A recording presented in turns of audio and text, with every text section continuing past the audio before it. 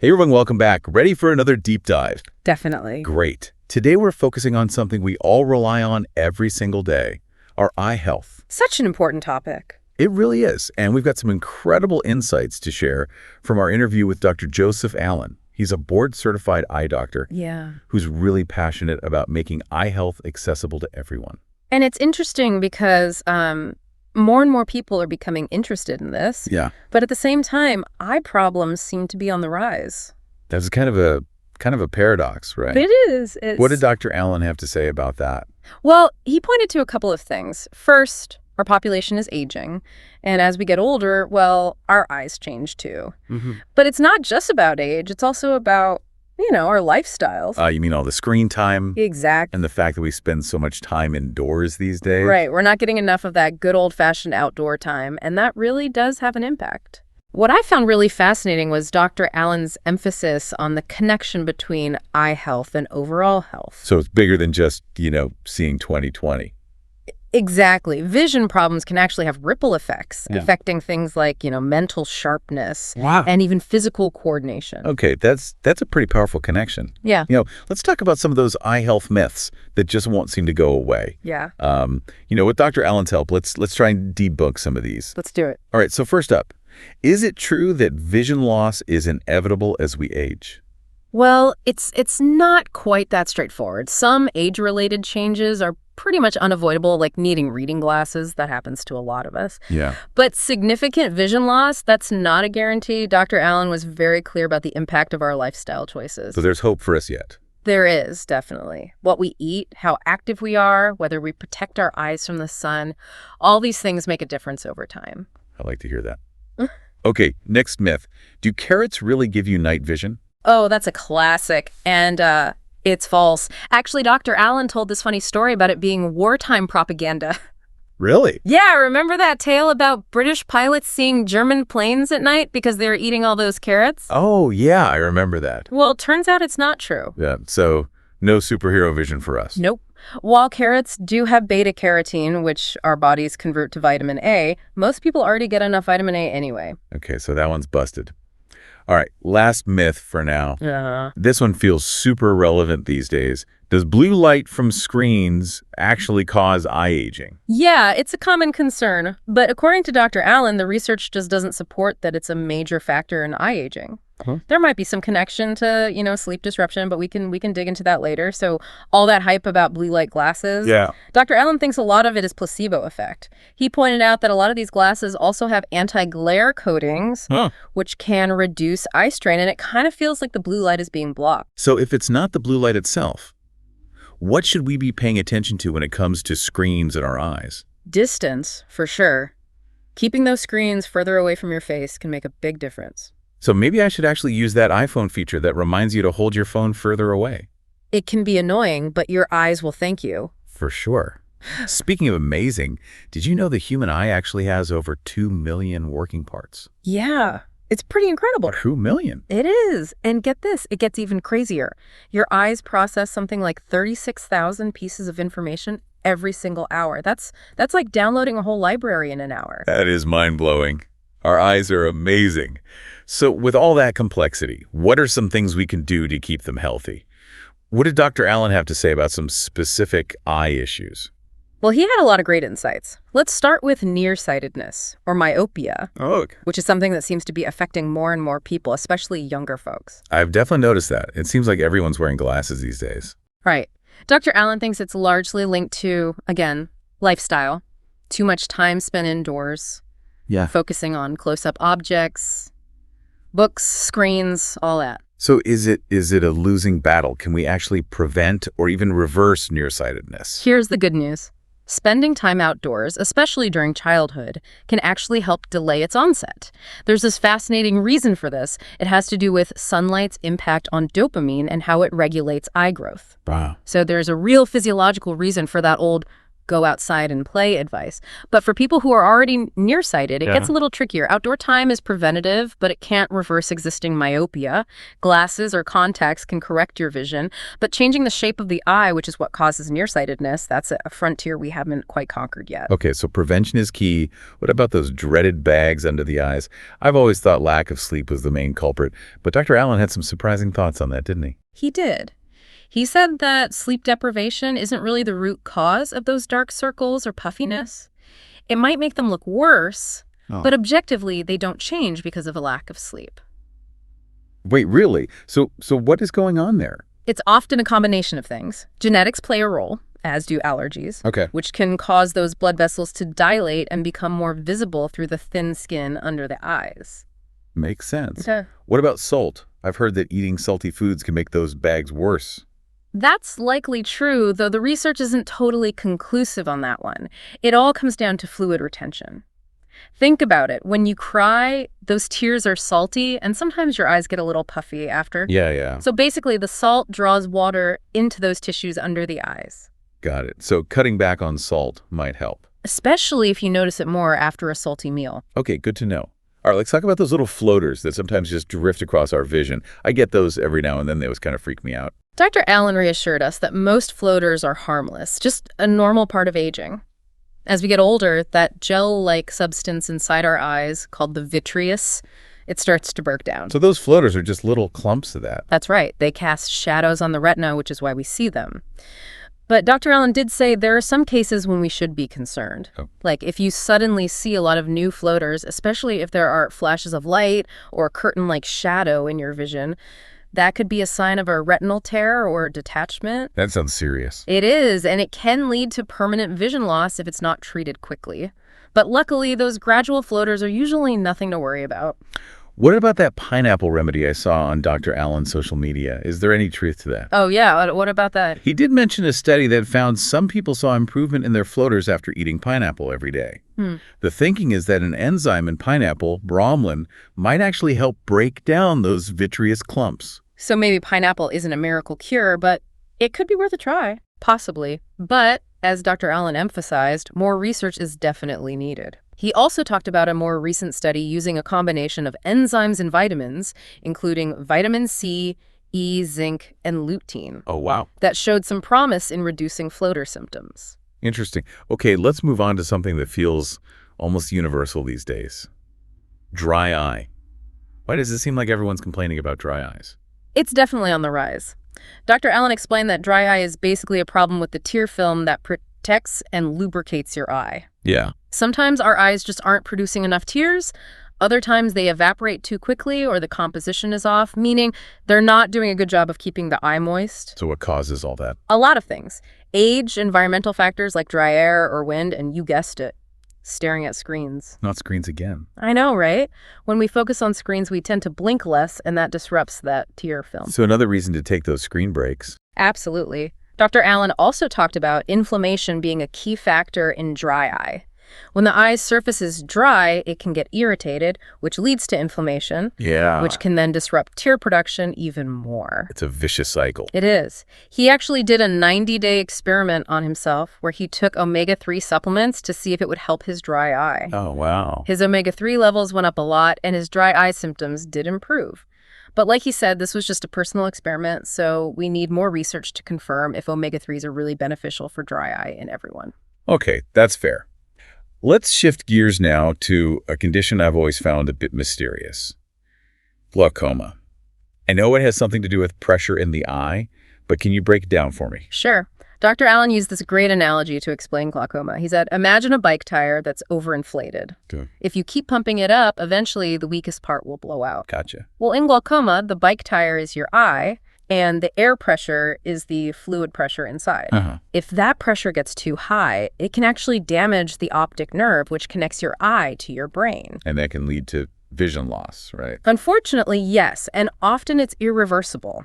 That's why catching it early is so important with glaucoma. So it's kind of a silent thief. It can be. People often don't have symptoms until the disease is already pretty advanced. But there are things you can do to reduce your risk, like maintaining a healthy weight, not smoking, and controlling your blood pressure. All good advice in general. Definitely. Okay, let's talk about something a bit more positive now. Food for thought and eyesight.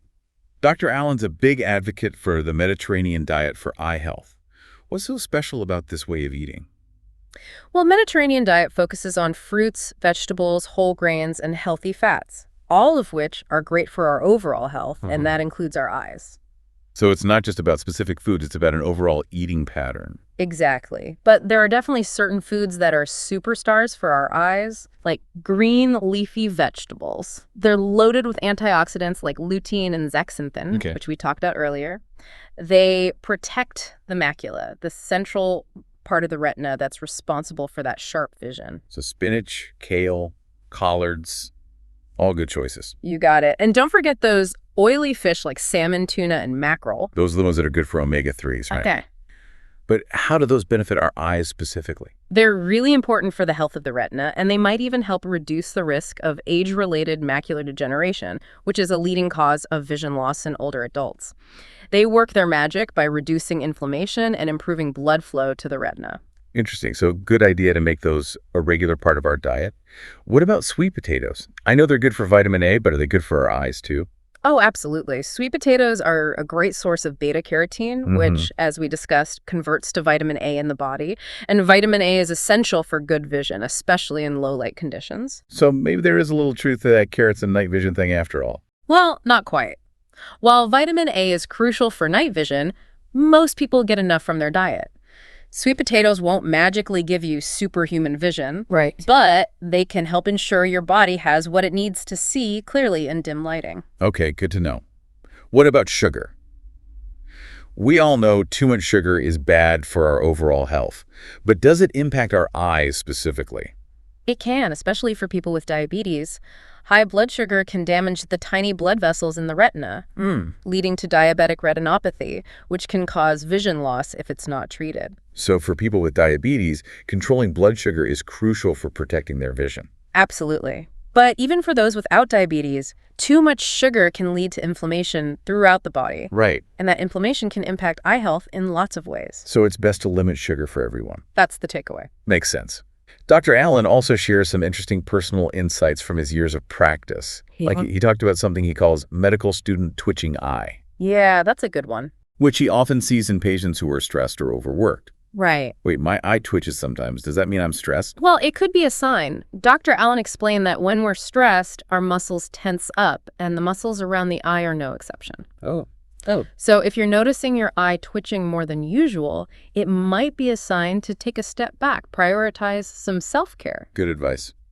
Wow. What other gems did Dr. Allen share? He really emphasized the importance of regular eye exams. Yes. Even if you think your vision is perfect, he sees it as one of the easiest and least invasive ways to detect a whole range of health conditions. That makes sense.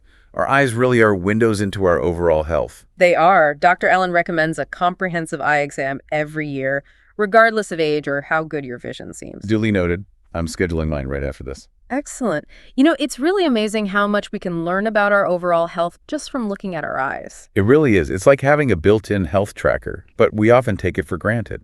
Absolutely. And speaking of things we take for granted, Dr. Allen had some really insightful thoughts about the connection between our eyes, our brain, and our heart. Oh. He believes that what's good for our eyes is good for our brains and hearts, too. It's all interconnected. That makes sense when you consider how, diet and lifestyle choices impact all three. Exactly. So taking care of our eyes isn't just about preserving our vision. It's about promoting well-being and reducing our risk of chronic diseases down the line. So practically speaking, what are some small changes we can make today to improve our eye health and, in turn, our overall health? Well, we've already covered a few key things, like eating a healthy diet, getting regular exercise, and managing stress. Right. Those are all important for our health in general, but they also have specific benefits for our eyes. For example, eating a diet rich in antioxidants can help protect our eyes from damage caused by free radicals, which can contribute to aging and disease. And antioxidants help neutralize those free radicals. And getting enough sleep can help reduce eye strain and dryness. Absolutely. And we can't forget about protecting our eyes from the sun. Oh, yeah, that's so important. Sunglasses aren't just a fashion statement. They're essential for preventing UV damage, which can lead to cataracts and other problems. And a wide-brimmed hat can give you that extra protection, especially during those peak sun hours. Okay, I'm making a mental note to stock up on stylish hats and sunglasses. Great. And remember, UV rays can penetrate clouds, so it's a good idea to wear eye protection year-round. Good point. Okay, let's go back to something you mentioned earlier. The connection between eye health and brain health. Mm-hmm. I've heard that there's a link between vision problems and cognitive decline, but I don't really get it. Yeah. Research has shown that people with vision impairment are actually at a higher risk of developing dementia, including Alzheimer's disease. Wow, that's concerning. Why is that? Well, there are a few theories. One is that vision loss can lead to social isolation and decreased physical activity, both of which are risk factors for dementia. Yeah, if you can't see well, it's harder to get out and socialize, and you might be less likely to exercise. Exactly. Another theory is that vision loss actually places a greater strain on the brain. Like, it has to work harder to process what limited visual information it's receiving. And that could lead to cognitive decline over time. Some studies have even suggested that specific brain regions, like the visual cortex and hippocampus, may be particularly vulnerable to these changes. Wow, so taking care of our eyes could potentially protect our brains as well. That's what the research is suggesting, yeah. That's incredible. It seems like everything is pointing to the importance of prioritizing eye health. Yeah. It's not just about seeing clearly.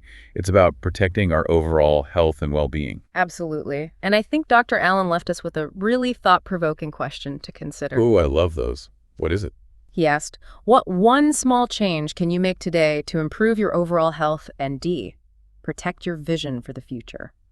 I like that. It really makes you think. It does. It really challenges us to think about our habits and find one specific area where we can make a positive change.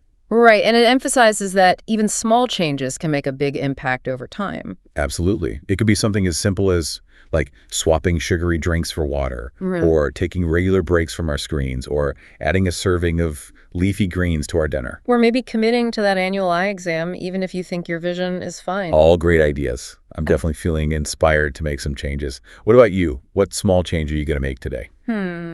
I think I'm going to be more mindful about taking breaks from my computer. Yeah. I tend to get, like, hyper-focused on work and forget to look away from the screen for a while. Me too. We should set reminders on our phones. Great idea. We can make it a team effort. I love it. And remember, we want to hear from you. What small change are you going to make to protect your precious peepers? Share your thoughts and follow-up questions on social media. We'll be sure to keep the conversation going. And remember, taking care of your eyes is an investment in your long-term health and well-being. It's not just about seeing clearly today, it's about preserving your vision and cognitive function for years to come. So well said. And on that note, I think it's time to wrap up this deep dive into eye health. I agree. We've covered a lot of ground today. We have. From myth-busting to practical tips to those fascinating insights from Dr. Allen. Definitely. Be sure to check out Dr. Allen's work if you want to learn more. Yeah. He's got so much knowledge, and his passion for eye health is truly inspiring. And don't forget to share your thoughts and takeaways with us on social media. Yeah, we love hearing from you. Until next time, keep those eyes healthy and happy. And keep diving deep. Yes. You know, it's really amazing how much we rely on our vision. We do. It's true for just about everything. It is. And we don't even realize it half the time, I think. Yeah. And one of the things that Dr. Allen really highlighted was that eye health isn't just about, our eyes themselves. It's about our whole health, our well-being. Yeah, he really gave us a new way to look at it, literally. Exactly. And I think it's a good reminder that we can actually make choices that support both our vision and our overall health. Absolutely. And it doesn't have to be these huge, overwhelming changes. No, not at all. Like, even small things can make a difference over time. So true. We were talking about the Mediterranean diet before. All those fruits and veggies, whole grains, healthy fats. Yeah.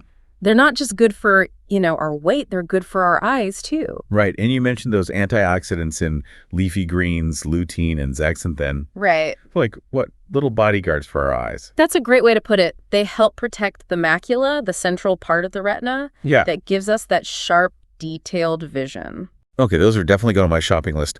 What about the omega-3s from oily fish? Oh, yeah, those are good ones. You mentioned they help with age-related macular degeneration. How do they actually work? Well, they're powerful anti-inflammatories. So they help reduce inflammation in the retina and improve blood flow, which keeps things running smoothly back there. It's like, what, a spa treatment for your eyes from the inside out. I like that. And speaking of treating our eyes well, what about those lifestyle habits we talked about? Right, things like sleep. Yes. Managing stress. Those are important for everything, including our eyes. When I don't get enough sleep, my eyes always feel so dry and gritty. Yeah, mine too. I definitely feel that. Sleep is when our eyes get to rest and repair, and it helps regulate that tear film. Right, and we can't forget about protecting our eyes from the sun. Oh, absolutely crucial. Sunglasses and hats, they're not just about looking cool, right? Mm-hmm. They're really important for preventing that UV damage. Exactly. UV damage can lead to cataracts, macular degeneration, and a whole host of other problems. And here's a little reminder. UV rays can actually penetrate clouds, so even on a cloudy day, it's a good idea to protect your eyes. So sunglasses year-round. Pretty much. Got it. I want to go back to that link between eye health and brain health. Yeah. You mentioned that people with vision impairment are at a higher risk of dementia. Can you explain that a little more? Like, what are the reasons behind that? Sure. One theory is that vision loss can lead to social isolation. If you can't see well, it's harder to engage in social activities, which we know is important for our mental well-being. Makes sense. We're social creatures. We are. And another theory is that vision loss might lead to less physical activity. If it's hard to see, you might not be as inclined to exercise, which we know is also important for cognitive health. Right, it's like a domino effect. Exactly. Vision loss can lead to less social interaction and less physical activity, both of which can have a negative impact on brain health. There's also a theory that focuses on how our brain processes information. Some researchers think that when you have vision loss, it puts a greater demand on your brain. Oh, interesting. It has to work harder to process the limited visual information it's getting, and that might contribute to cognitive decline over time. Wow, so it's not just about what we're doing outside our bodies, it's also about what's happening inside our brains. It is. It's fascinating, and some studies have even identified specific areas of the brain that might be more vulnerable to these changes, like the visual cortex, which processes what we see, and the hippocampus, which is involved in memory. So taking care of our eyes is, in a way, like taking care of our brains. It is. It really highlights how everything is connected when it comes to our health. Right, and how choices in one area can have these ripple effects. Exactly. It really underscores how important it is to make eye health a priority throughout our lives. Absolutely. And Dr. Allen actually left us with this thought-provoking question. What one small change can you make today to improve your overall health and protect your vision for the future? That's a good one. It is. It really makes you stop and think. It does. It challenges us to think about our habits and identify one area where we can make a difference. Right. And it reminds us that those small changes can add up to big results over time. I love that. It could be something as simple as choosing a salad instead of fries, taking a few minutes to look away from our screens every hour, or making sure we get that annual eye exam. Or maybe it's deciding to go for a walk outside every day, making sure we get enough leafy greens, or finding a healthy way to manage our stress. Exactly. It's about taking that first step, no matter how small. I agree. So what about you? What one small change are you going to commit to? Well, I've been feeling pretty strained from staring at screens all day. Yeah, me too. So I'm going to make a point of taking regular breaks, maybe set a timer on my phone to remind me to look away from the screen every hour and just focus on something in the distance for a few minutes. That's a great idea. I might have to steal that one. Steal away. What about you? What change are you thinking about? You know, I've been thinking about that pineapple trick for those occasional floaters I get. Oh, yeah. I figure, hey, it's worth a shot, right? Why not? And even if it doesn't work, at least I'll be getting some healthy enzymes and vitamins. Exactly. Those little steps can make a difference. And we want to hear from you, too. What one small change will you make today for better eye health? Share your thoughts and ideas on social media. We love hearing from our listeners. It's incredible how much we depend on our eyesight. I know, right? We don't even think about it most of the time. We really don't until something goes wrong. Exactly. And I think what Dr. Allen helped us see, literally, is that eye health is about so much more than just our eyes. It really is. It's connected to our whole health picture. I like that. Like he gave us a new lens to look through. And it reminds us that we can take action to support our vision and our health overall. Absolutely. And it doesn't have to be big sweeping changes either. Nope. Even small things can make a difference over time. Definitely. Like even just swapping sugary drinks for water, getting those extra veggies, taking a few minutes to de-stress, those can all make a difference for our eyes and more. And all adds up. It does. And I think that's a great point to end on. I agree. It's about realizing we have the power to make choices that support our health. We're not helpless. Exactly. We can prioritize our eye health and make those small changes that lead to big results over time. Love that. So to everyone listening, we encourage you to keep learning and exploring this fascinating world of health and well-being. And keep sharing your thoughts with us on social media. We always love hearing from you. Yes. And until next time, keep those eyes healthy and happy and keep diving deep.